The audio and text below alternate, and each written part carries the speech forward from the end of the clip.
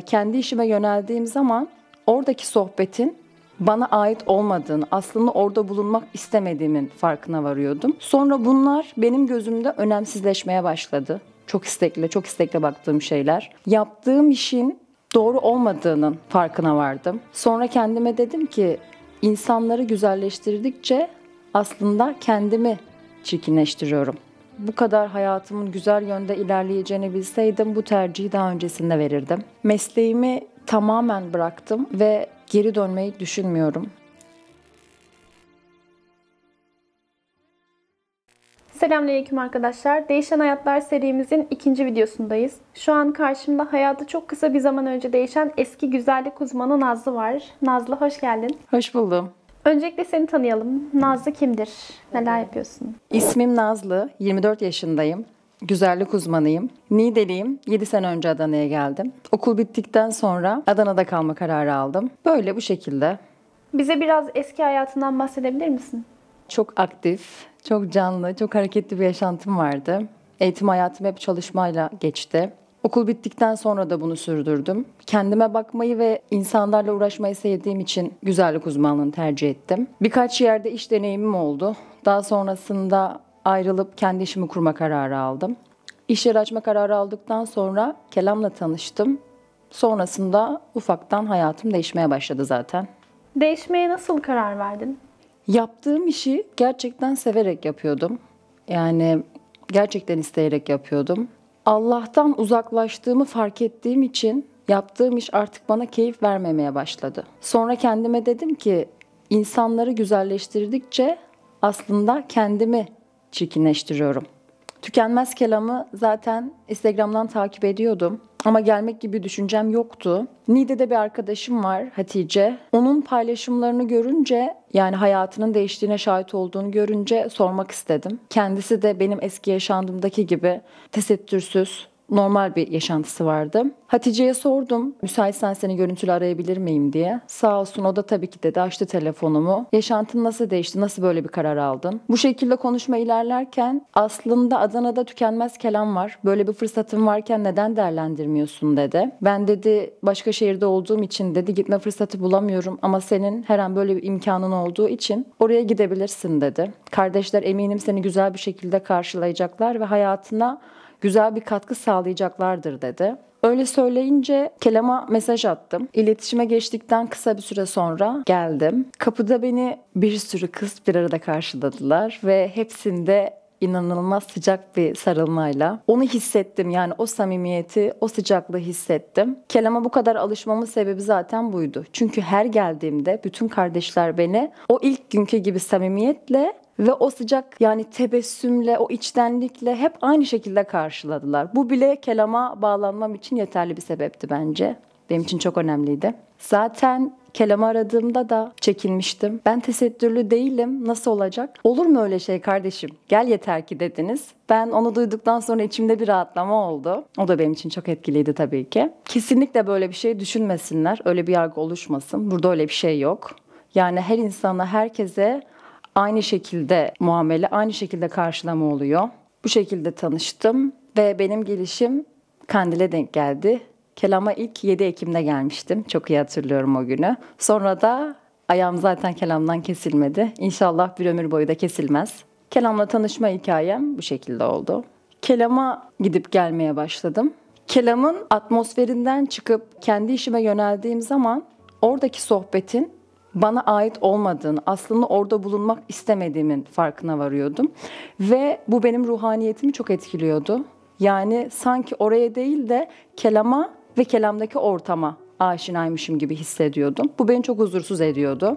Bu şekilde işimi askıya aldım. Kelam'a daha sık gelmeye başladım. Ve arkadaşlarım ondan sonrası için ilgilenmiyorsun, işini yapmıyorsun, bizimle ilgilenmiyorsun demeye başladılar. Ben bu işe o kadar istekli başladım ki yani bunu ilerletme konusunda da hep hayal kuruyordum. Kendi işimi, kendi iş yerimi kurarak hayatımı idame ettirmeyi düşünüyordum. Öyle ki zaten bir iş yeri tuttum kendime.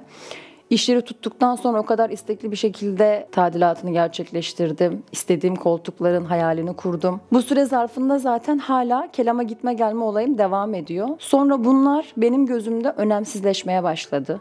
Çok istekle baktığım şeyler. Yaptığım işin doğru olmadığının farkına vardım. Kelamda zaten bunu kızlarla konuşurken onlar bana söylediklerini çok etkilenmiştim. Sonuçta sen insanları süsleyip başka insanların gözüne güzel gösteriyorsun.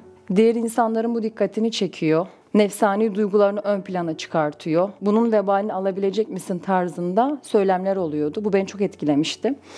Eve gittiğimde kendi kendime düşündüm. Doğru olduğunun farkına vardım. Yani işimi çok sevsem de doğru olan buydu çünkü. Tesettüre girmeden önce tesettüre girmeni engelleyen düşünceler nelerdi ve girdikten sonra bu düşünceler yerini neye bıraktı? Eskisi kadar güzel görünemezsem düşüncesi vardı. Bir de yaptığım işten dolayı ben bu işi tesettürlüyken ne kadar yapabilirim ya da insanlar benim hakkımda ne düşünür diye içimden geçiriyordum. Bu süreç benim için 5 aya kadar sürdü. Ben tesettürü tercih ettim.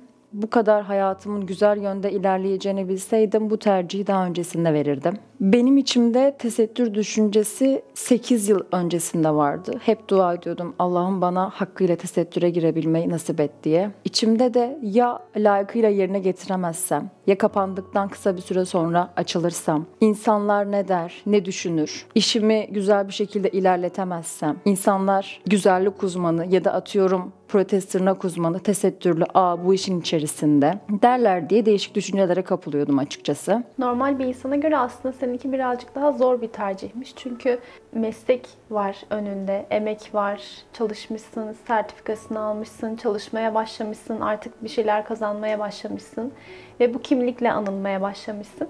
Bunların hepsini bir kenara itmek gerçekten insanın nefsine daha çok ağır gelecek bir tercih. Kesinlikle ve ben bu mesleğe 3 yılımı verdim. Çok güzel hayallerim vardı. Şu anda bakıldığında aslında değilmiş diyorum. İyi ki de yaşantımı değiştirmişim. İyi ki de mesleğimi bırakmışım. İyi ki de Allah'ın rızası dahilinde bir şey tercih etmişim. Bıraktığın iş senin için geçim kaynağındı. Bu konuda zorlandın mı ve nasıl başa çıktın? Ben çok tutumluyum. Çalışırken hep bir birikimim vardı zaten. İş yeri açma, bazı şeyler konusunda kendimi ileri götürmek istediğim için birikim yapmıştım. Bir süre zaten bu birikimle hayatımı idame ettirdim. Sağ olsun babam da bu konuda bana çok destek oldu. İlk etapta iş yerini açtın, o kadar masraf yaptın, kendine neden dükkanın içine geçmiyorsun diye çok fazla söylemler oluyordu. Bu Allah'tan kısa bir süre sürdü. Daha sonrasında ailem bana bu konuda baskı yapmadı. Çevremdeki arkadaşlar da kısa bir süre sonra zaten unuttu. Aslında bu tesettürde hep böyle oluyor. İnsanlar korkuyorlar, çevrem ne tepki gösterir, acaba zorlanır mıyım düşüncesine girebiliyorlar. Ama bu tepkiler maksimum belki bir hafta, belki bir ay, belki zorlasam bir yıl devam edecek tepkiler ve sonrasında herkes kendi hayatını yaşamaya devam ediyor. O yüzden çok da çevreyi ve görüşlerini umursamamak lazım. Kesinlikle. Zaten hani bir söz vardır ya, el alem ne der değil, el alim ne der demek lazım. Evet. Şu an karşında eski Nazlı olduğunu düşün. Ona ne söylemek isterdin? Eski yaşantıma bu kadar ehemmiyet vermezdim kesinlikle. Bu kadar zamanımı Allah'ın razı olmadığı şeylere çaba sarf etmezdim. Yani sertifikalar alarak, haram işlere el atarak, bunları detaylandıran şeylerin içerisine girmezdim şu anki düşüncemle. Eski yaşantıma dönmüş olsaydım dünyalık işlere bu kadar yatırım yapmazdım. Dolabımı bu kadar İslamiyet'e uygun olmayan kıyafetlerle doldurmazdım. Namazlarımı aksatmadan kılmaya gayret gösterirdim. Bana katkı sağlayacak, beni ahirete yakınlaştıracak daha fazla dostlar edinirdim. Yaşantımı bu şekilde devam ettirme kararı alırdım. Elhamdülillah şu an o yolda ilerliyorum. Rabbim daim etsin. Peki son olarak senin gibi hayatını değiştirmek isteyip de cesaret edemeyen birçok insan vardır. Onlara ne söylemek istersin? Tek başına bu çok zor olan bir karar. Yani bunu tek başına ahir zamanda yaşamak çok zor. O yüzden bu şekilde sohbetlerin verildiği ortamlara girip, böyle kardeşlerle tanışıp, onlarla istişare edip bu yola çıkmak çok önemli. Tek başıma ben bir karar aldım. Bunu gerçekleştireyim. Kendi halimde bunu yapayım diye bir şey bence söz konusu değil. Yapabilen var mıdır? Çok zor. Çünkü ben yapamadım. Buranın atmosferini alıp buradaki insanlarla kaynaşıp ya da velev ki başka şehirde olan arkadaşlar varsa o imkanları değerlendirip bu topluluğun içinde bulunmalarını istiyorum. Çünkü gerçekten insana huzur veren şeyler. Dışarıya çıktığınızda kendinizi sorguluyorsunuz. Oradaki insanların yaşantısı böyle, sen dışarıda ne yapıyorsun? Oradaki insanlar Allah'ın rızası dahilinde çalışıyorlar, çok güzel bir yolda ilerliyorlar. Sen dışarıda Allah'ın rızasını kazanmak için neler yapıyorsun? Bence bu yolda ilerlemek isteyen arkadaşlarım endişe duymamalılar. Çünkü tesettüre girdikten sonra insanlar sizin hakkınızda birkaç gün, belki de bir ay konuşacaklar. Ama siz sonsuz ahirete çok güzel yatırımlar yapmış olacaksınız. Yani dünya hayatında yaptığımız işlerden daha güzel bir yatırım olacak. O yüzden başkaları ne der diye değil de Rabbim ne der diye düşünmek lazım bu konuda. Sonuçta o güzelliği bize veren kendisi ve o güzelliği muhafaza etmemizi istiyor. Bu konuda bizim de birçok şey yapmamız lazım. Zaten siz ilk adımı attığınızda gerisi gelecektir muhakkak ki. Ben acaba mı diyerek başladım ama yeni tesettür kıyafetleri aldığımda, sokağa ilk çıktığımda mesela insanların bana eskisi gibi bakmadığını gördüğüm zaman tamam, ben tesettürün hakkını verebilmişim edasıyla yürüdüm elhamdülillah. Ben tesettür kararını depremden 6 gün sonra aldım ve tek başımayım. Ailem şehir dışında, yanımda kimsem yok. Her gün haşır neşir olduğum müşterilerim yok, dostlarım yok, arkadaşlarım yok, kimse yok. Orada beni ürkütücü bir şekilde ölüm korkusu sardı. Daha neyi bekliyorsun? Yani virüs oluyor, seller oluyor, depremler oluyor. Ölmedin.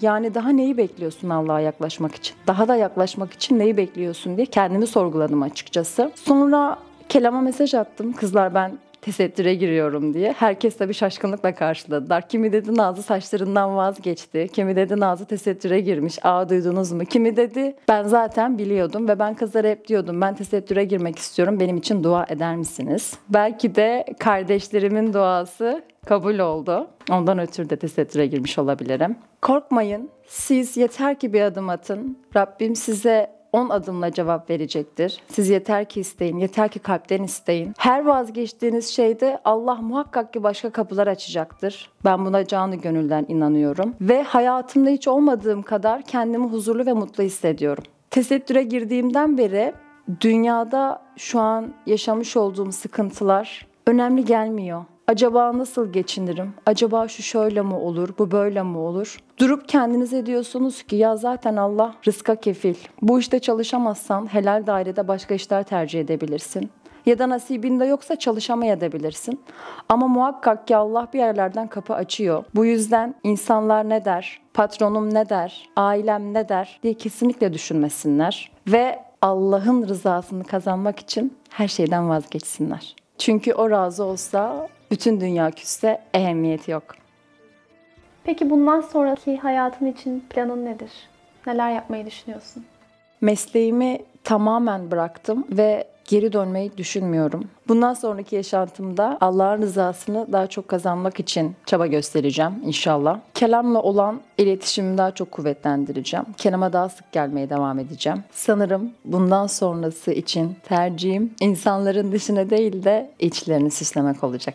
Değişimin bizi etkilediği gibi eminim izleyenleri de etkileyecektir. O yüzden konuk olduğun için teşekkür ederiz. Ben teşekkür ederim. Böyle değişen hayatı olan kardeşlerimiz varsa bize Instagram hesaplarımızdan ulaşabilirler. Belki bir gün onları da konuk edebiliriz. Videoya dair yorumlarınızı yorumlarda belirtmeyi, videoyu beğenmeyi ve daha çok insana ulaşması için paylaşmayı unutmayın. Allah'a emanet olun.